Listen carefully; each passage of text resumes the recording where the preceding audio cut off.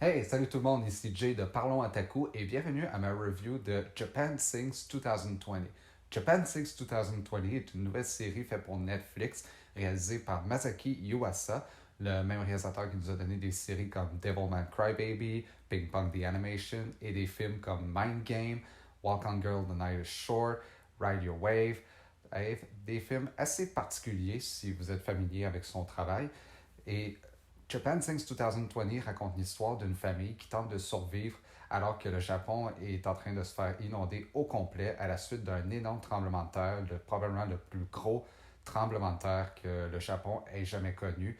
Et la série raconte vraiment l'histoire d'une famille qui tente de survivre autour de nombreuses personnes qui tentent de survivre eux aussi.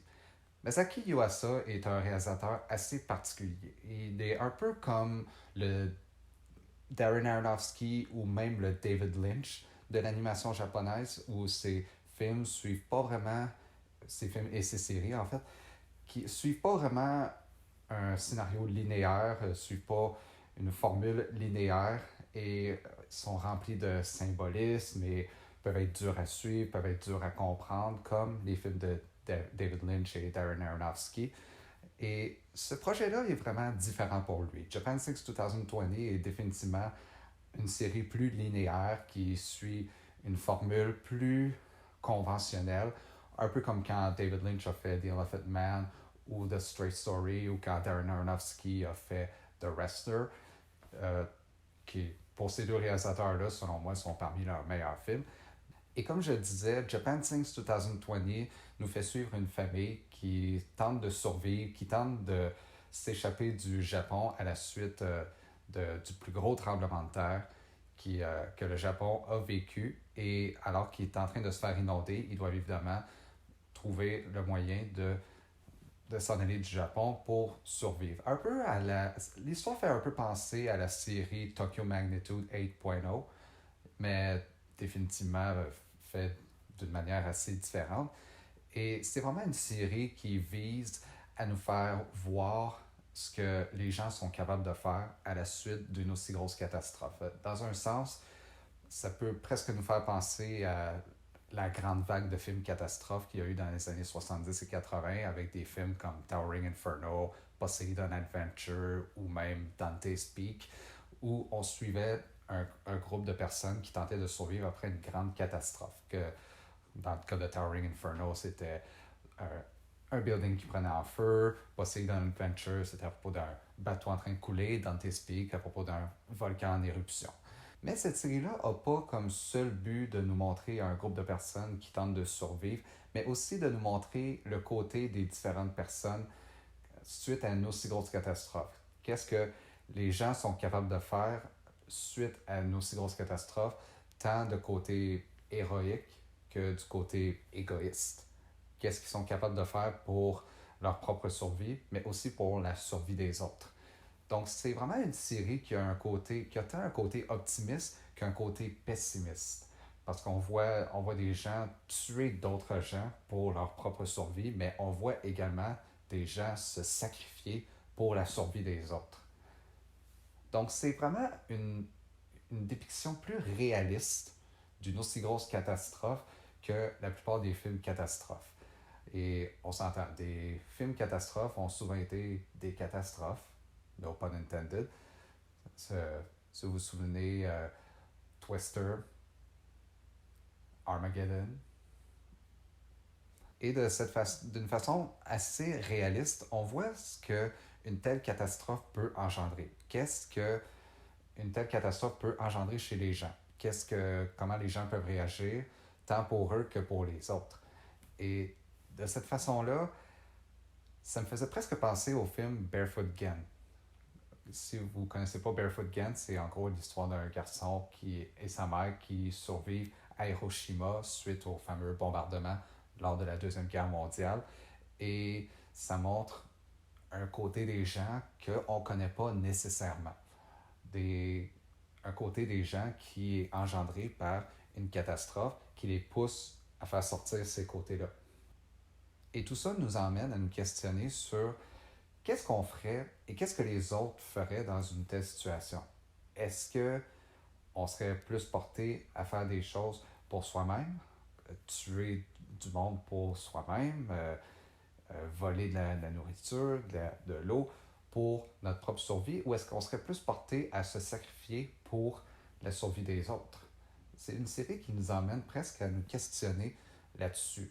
La plupart d'entre nous auraient probablement une réponse toute faite pour tout ça, dépendant de comment on est, mais est-ce qu'on serait vraiment? On ne peut pas être 100% sûr. Et pour ça, c'est une série que j'admire quand même. Même si c'est une série qui a honnêtement des assez gros défauts. Et c'est de ça que je veux parler aussi. La série est loin, même très loin, d'être parfaite. Les personnages étaient vraiment hit and miss.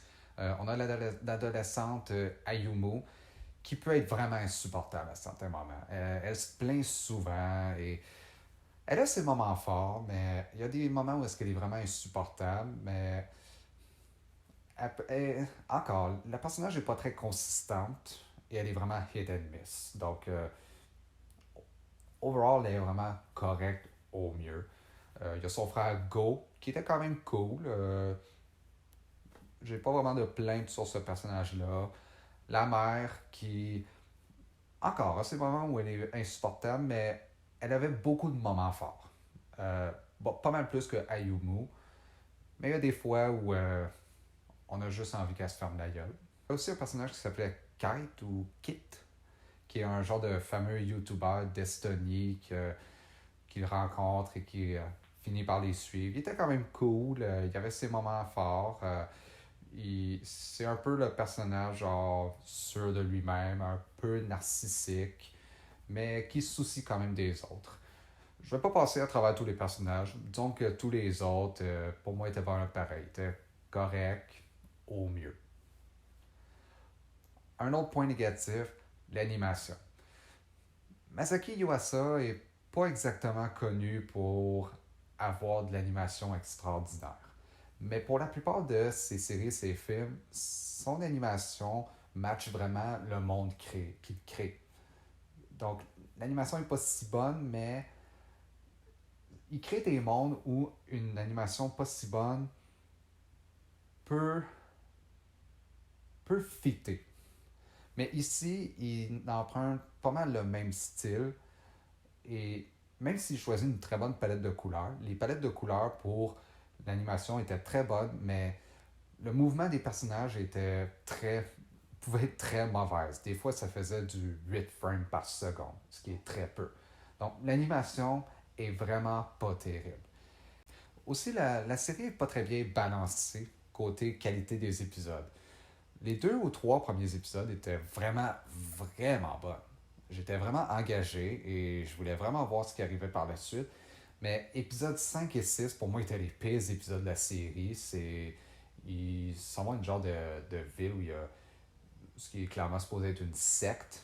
Et pour moi, c'était les pires épisodes. J'étais vraiment pas engagé. J'embarquais vraiment pas. C'était vraiment bizarre.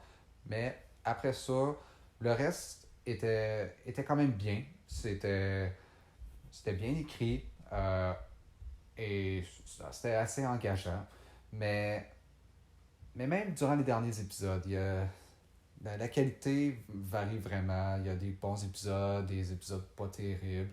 Donc, c'est honnêtement une série qui n'est pas très bien balancée. Mais pour la façon qu'elle représente une telle situation, pour la façon qu'elle représente l'attitude de l'être humain face à une telle situation, tant pour eux que pour les autres, pour moi, en font une série qui vaut la peine d'être vue. Je recommande tout de même de le voir, malgré ses gros défauts. Je lui donne un 6 sur 10. C'est une série correcte, mais qui pour moi, pour ses gros points forts, mérite vraiment d'être vue. Donc, c'était ma review de Japan Sings 2020. J'espère que vous avez apprécié et je vous revois la prochaine fois et soyez otaku!